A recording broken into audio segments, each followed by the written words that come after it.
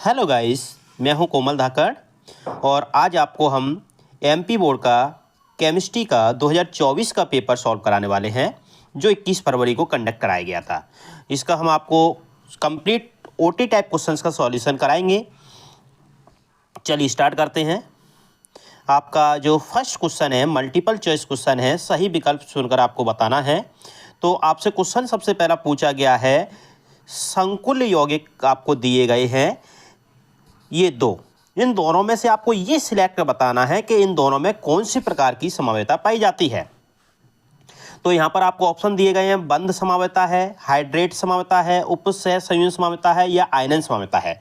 तो ये दोनों संकुल यौगिक जो दिए गए हैं, इनमें आप जब इनको विलयन में घोलते हो तो आपको ये अलग अलग प्रकार के आयन देते हैं। इसलिए जब दो संकुल यौगिक विलयन में अलग अलग प्रकार के आयन उत्पन्न करते हैं तब उस समवेता को हम आयनन समवेता कहते हैं। तो आपका इसका डी ऑप्शन सही हो जाएगा। चलिए क्वेश्चन नंबर 2 पर आते हैं। क्वेश्चन नंबर 2 में आपसे पूछा गया है, एक प्रथम कोटि की अभिक्रिया है, 16 मिनट में 75% पूर्ण हो रही है, तो 50% पूर्ण होने में कितना समय लगेगा। तो इस क्वेश्चन को आप सॉल्व करके देखना, आपका इसका आंसर 8 आएगा, 8 मिनट टाइम लगेगा। ए आंसर आपका सही हो जाएगा। चलिए आगे क्वेश्चन नंबर 3 पर आते हैं। निम्नलिखित एंजाइम माल्टोज को ग्लूकोज में परिवर्तित करता है। मतलब आपको 4 ऑप्शन दिए गए हैं, इनमें से आपको इन्वर्टेज, जाइमेज, माल्टेज, यूरेज, और आपसे पूछा गया है कि कौन सा एंजाइम है जो माल्टोज को ग्लूकोज में परिवर्तित करता है। तो याद रखना है आपको, माल्टेज जो एंजाइम होता है वो माल्टोज को ग्लूकोज में परिवर्तित करता है। नेक्स्ट क्वेश्चन है आपका, एल्डिहाइड में अल्फा हाइड्रोजन की जो प्रकृति होती है वो किस प्रकार की होती है। तो एल्डिहाइड में जो अल्फा हाइड्रोजन होते हैं, जैसे हम बात करें एसिटाल्डिहाइड का एक अणु हमने ले लिया है और इसमें CH3CHO लिया है, तो ये CHO तो क्रियात्मक समूह हो गया। इससे जो कार्बन जुड़ा होता है वो अल्फा कार्बन होता है और उस पर जो हाइड्रोजन होते हैं वो अल्फा हाइड्रोजन होते हैं। तो यहाँ पर अल्फा हाइड्रोजन की प्रकृति आपसे पूछी गई है, तो अल्फा हाइड्रोजन जो होता है वो अम्लीय प्रकृति का होता है। चलिए नेक्स्ट क्वेश्चन पर चलते हैं। क्वेश्चन नंबर 5 है आपके लिए, 5 ग्राम NaOH को 250 मिलीलीटर विलयन में घोला गया है, तो विलयन की मोलरता क्या होगी, ये आपसे पूछा गया है। इस क्वेश्चन को सॉल्व करोगे, न्यूमेरिकल क्वेश्चन है, तो आपका आंसर आएगा 0.5 मोलर। ए ऑप्शन सही है, 0.5 मोलर। नेक्स्ट क्वेश्चन है, सेल स्थिरांक की इकाई है। तो सेल स्थिरांक की जो इकाई होती है वो सब लोगों को अच्छे से पता होगा, सेंटीमीटर इनवर्स होती है। सेंटीमीटर इनवर्स इसकी इकाई होती है, क्योंकि इसका फॉर्मूला होता है सेल स्थिरांक x जो होता है वो L/A होता है। तो इसमें लेंथ हो जाएगा सेंटीमीटर और एरिया हो जाएगा सेंटीमीटर स्क्वायर। सेंटीमीटर स्क्वायर से आप सेंटीमीटर को कैंसिल कर दोगे तो सेंटीमीटर इनवर्स आपका हो जाएगा। तो चलिए इसमें आपका सही विकल्प वाले जो क्वेश्चन थे वो आपके कंप्लीट हो गए हैं। 6 क्वेश्चन थे। इसके बाद हम एक बार इंग्लिश में भी इनका वर्जन देख लेते हैं। इंग्लिश आंसर देख लीजिए। आपसे पूछा गया है, isomerism exhibit by the complex compound. ये कॉम्प्लेक्स कंपाउंड जो गिवन में है उसमें कुछ टाइप का आइसोमेरिज में है, तो आयनाइजेशन आइसोमेरिज यहाँ पर आंसर है, डी ऑप्शन सही है। सेकंड क्वेश्चन था, first order reaction complete 75 minutes in 75% 16 minutes, how much time will be take to complete 50%। Then answer इसका क्या था, 8 मिनट आंसर है, 8 मिनट। नेक्स्ट क्वेश्चन है, the following enzyme decompose maltose into glucose. मतलब यहाँ पर आपसे एंजाइम का नेम पूछा है जो माल्टोज को ग्लूकोज में डिकम्पोज करता है, तो आपका आंसर था माल्टेज। नेक्स्ट क्वेश्चन है, the nature of alpha hydrogen aldehyde. Aldehyde में अल्फा हाइड्रोजन का नेचर एसिडिक होता है। कैसा होता है, एसिडिक। ये ऑप्शन सही है। नेक्स्ट क्वेश्चन आपका है, 5 gram NaOH is dissolved 250 millilitre of solution, the molarity solution will be 0.5 molar आएगा। ए ऑप्शन सही हो जाएगा। The unit of cell constant है, सेल कांस्टेंट की यूनिट होती है वो सेंटीमीटर इनवर्स होती है। B option is correct. चलिए नेक्स्ट क्वेश्चन पर हम आते हैं। आपसे फिलअप दिए गए हैं, फिलअप है, रिक्त स्थान दिए गए हैं। तो सबसे पहला पूछा गया है, मैथिलअमीन एथिलअमीन से क्षारीय है। तो याद रखना है मैथिलअमीन जो होता है वो एथिलअमीन से कम क्षारीय होता है। कम आंसर सही है यहाँ पर। किसी गैस की द्रव्य विलेयता को किस नियम द्वारा निर्धारित किया जाता है। तो याद रखना है गैस की द्रव्य विलेयता को निर्धारित करने के लिए विलियम हेनरी ने एक नियम दिया था जिसे हेनरी का नियम कहते हैं। हेनरी आएगा यहाँ पर, हेनरी के नियम द्वारा निर्धारित किया जाता है। 1 फैराडे आवेश का जो मान होता है वो 1 फैराडे आवेश का मान 96,500 कूलाम होता है, 96500 कूलाम होता है। ईडीटीए किस प्रकार का लिगेंड है? तो ईडीटीए सभी को पता होगा, षटदंतुर लिगेंड का उदाहरण है।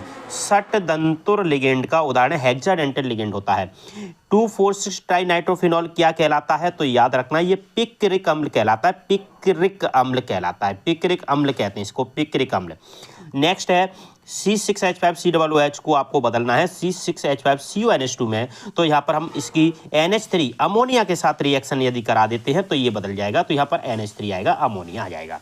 चलिए इनका हम इंग्लिश वर्जन भी देख लेते हैं एक बार। तो इनका जो इंग्लिश वर्जन है वो क्या होना चाहिए? तो इंग्लिश में यहाँ पर सबसे पहला आपका जो क्वेश्चन है फिल इन द ब्लैंक्स का, methyl amine is acidic then ethyl amine. मतलब मिथाइल अमाइन से किस टाइप का एसिडिक नेचर रखता है? तो वो लेस एसिडिक होता है। कैसा होता है? लेस एसिडिक होगा। नेक्स्ट क्वेश्चन हम देखेंगे, क्वेश्चन नंबर 2 है the solubility of gas in liquid is determined by Henry's law. ये हेनरीज लॉ के द्वारा डिटरमाइन की जाती है। थर्ड क्वेश्चन है the 1 farad electricity equal to 96500 coulomb. 96,500 coulomb होता है इसका answer. EDTA is a ligand. EDTA hexadentate ligand होता है। EDTA is the hexadentate ligand. 2,4,6 trinitrophenol is called. तो इस यहाँ पर आपसे पूछा है कि 2,4,6 नाइट्रोफिनॉल का और क्या कहते हो? तो आपको याद रखना इसको हम पिक्रिक एसिड कहते हैं। क्या कहते हैं? पिक्रिक एसिड कहते हैं। नेक्स्ट क्वेश्चन आपसे पूछा है कि यहाँ पर इसमें जो रिएक्शन दिया गया है फिलअप बताना है कि हम C6H5COO मतलब बेंजोइक एसिड है, बेंजोइक एसिड को आपको बेंजीनामाइड में कन्वर्ट करना है, तो किसके साथ रिएक्ट करा दें? तो अमोनिया के साथ रिएक्ट कराओगे तो आपका बेंजीनामाइड मिल जाएगा। चलिए ये आपका फिलअप कंप्लीट हुआ। नेक्स्ट क्वेश्चन पर हम आते हैं। ट्रू एंड फॉल्स दिया गया है और आपसे पूछा है फिनॉल को कार्बोलिक अम्ल भी कहा जाता है। Phenol is also called carbolic acid, correct. Second, Hoffmann bromide अभिक्रिया द्वारा प्राथमिक अमीन बनाए जाते हैं, दिस इज करेक्ट। प्राथमिक अमीन प्राइमरी अमीन बनाया जाता है। केराटिन एक गोलाकार प्रोटीन है, दिस इज इनकरेक्ट। ये रॉन्ग है क्वेश्चन आपका। ये केराटिन गोलाकार प्रोटीन नहीं होता, फाइब्रस प्रोटीन होता है।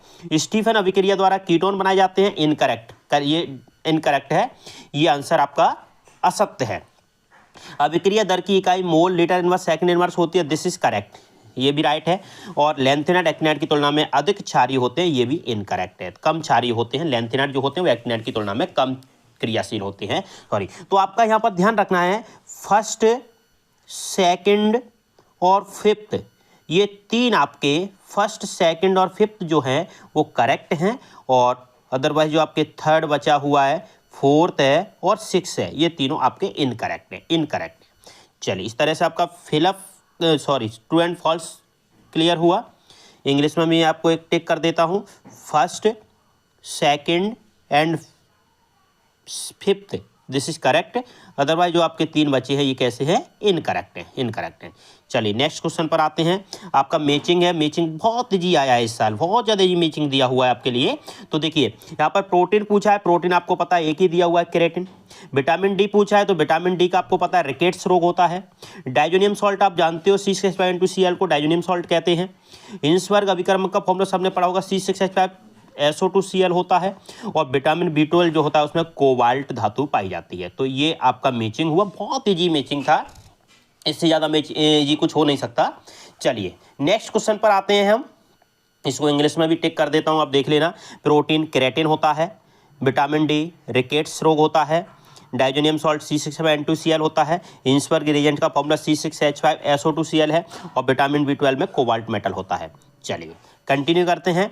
आपसे वन वर्ड पूछा गया है, तो वन वर्ड में आपको सबसे पहले फॉर्मेलिन की परिभाषा बतानी है। तो याद रखना है आपको, जो फॉर्मेल्डिहाइड का 40% एक्वस सॉल्यूशन आपको बनाना है। फॉर्मेल्डिहाइड का 40% जली विलयन जो होता है वो फॉर्मेलिन कहलाता है। मोललता की परिभाषा पूछी है, तो आपको बताना है, आपको 1000 ग्राम विलायक लेना है, और 1000 ग्राम विलायक में जो विलय के मोलों की संख्या होती है वो मोललता कहलाती है।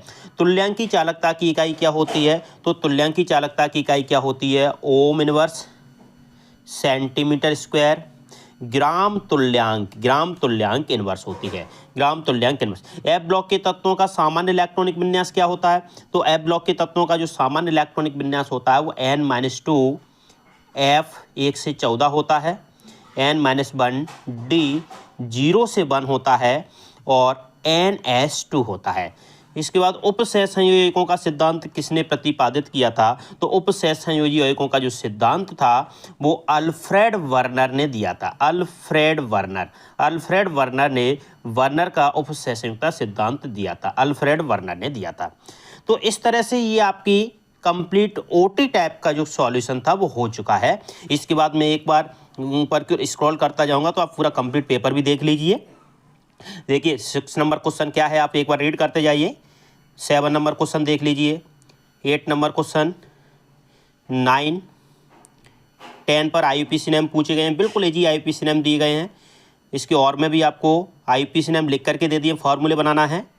इसके बाद संकुल आयन और जटिल आयन की परिभाषा पूछी गई है आपसे। आयनीय समता को उदाहरण सहित पूछा गया है।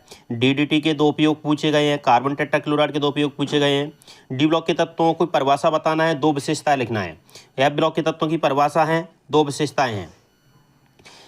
निम्नलिखित रासायनिक अभिक्रियाओं में रासायनिक समीकरण द्वारा बताना है, आपको रासायनिक समीकरण द्वारा बताना है। यहाँ पर ये देखिए क्वेश्चन नंबर 15 आ गया। एंजाइम की परिभाषा उदाहरण सहित पूछी है।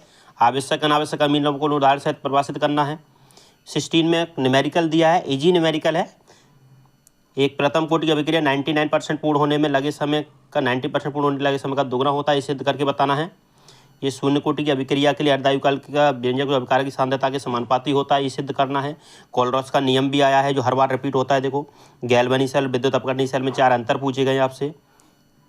निम्नलिखित अभिक्रियाओं को समीकरण से क्लोरोफॉर्म का ऑक्सीकरण है, वुड्स फिटिंग अभिक्रिया है। सिंपल क्वेश्चन आया है पूरा, देखिए। और में भी क्वेश्चन दिए गए हैं, फिलअप दिए हैं, रिएक्शन इनकम्प्लीट रिएक्शन दिए हैं, चारों की चारों रिएक्शन सिंपल रिएक्शन दी गई हैं।